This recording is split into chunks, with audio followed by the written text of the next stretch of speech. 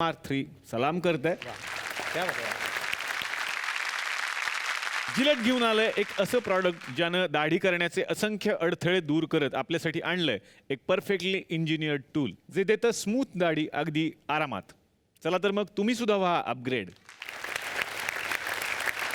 जिलेटकडून तुम्हाला मिळते एक आठवण भेट. घेऊन या.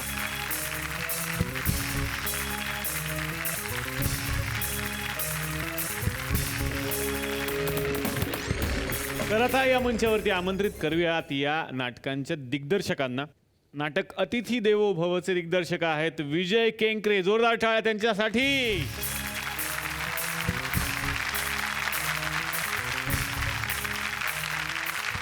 यानंतर आपण आमंत्रित करूयात बंधमुक्त या नाटकाचे दिग्दर्शक डॉक्टर अनिल बांदिवडेकर यांना.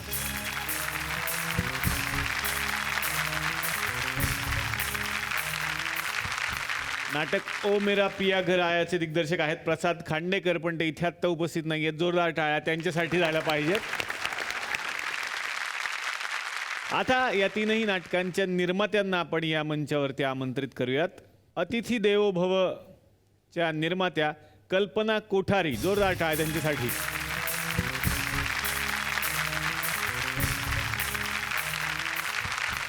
यानंतर बंधमुक्त या नाटकाच्या निर्मात्या सोनाली राव यांच्यासाठी जोरदार टाळ्या.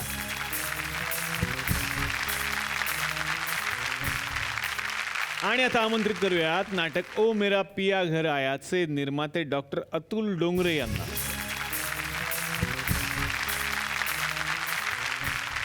जवळपास एकाच मंचावरती 4 डॉक्टर.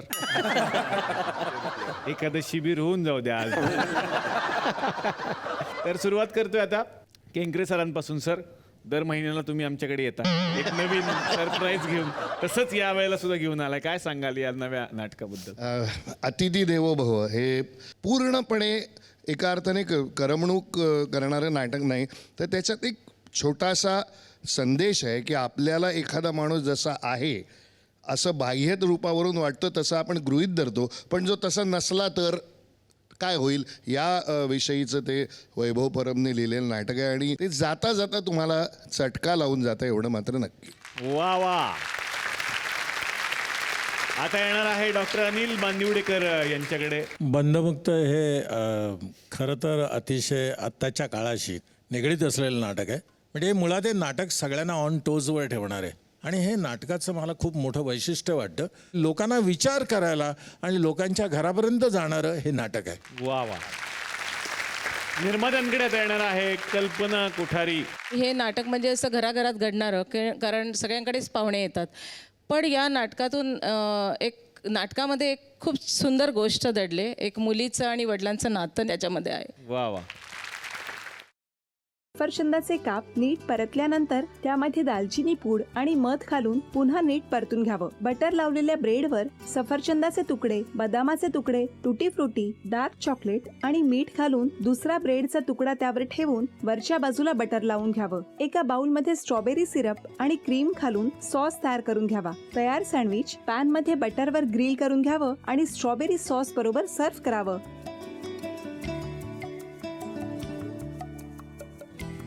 हे जेव्हा बोलत होते तेव्हा मी बघत होतो की या दोघांनी स्वतःचा संसार उभा केलाच, पण स्वतःच्या संसाराबरोबर अनेकांच्या आयुष्यात आनंद निर्माण केला. तो आनंद महत्त्वाचा. हसत राहा, आनंदी राहा असं म्हणत शुभेच्छा देऊया. आणि ही झी मराठीकडून भेटवस्तू डेव्हिड तुमच्यासाठी. अभिनंदन. आणि वहिनींना तथास्तू पुणे यांच्याकडून ही पैठणी. अभिनंदन.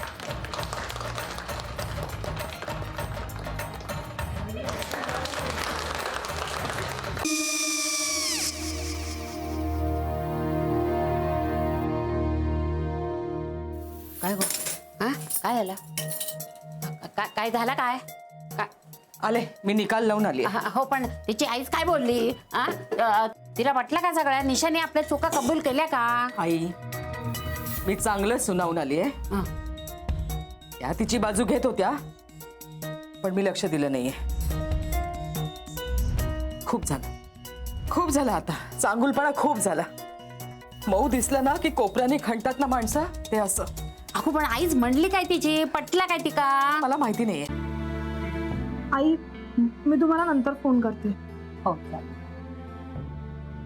आणि आई बाबा जे बोलले त्याचं वाईट नका वाटून घेऊ. सॉरी. सॉरी काय त्या? नेहा आले. आई मी येते. हो काकू येते.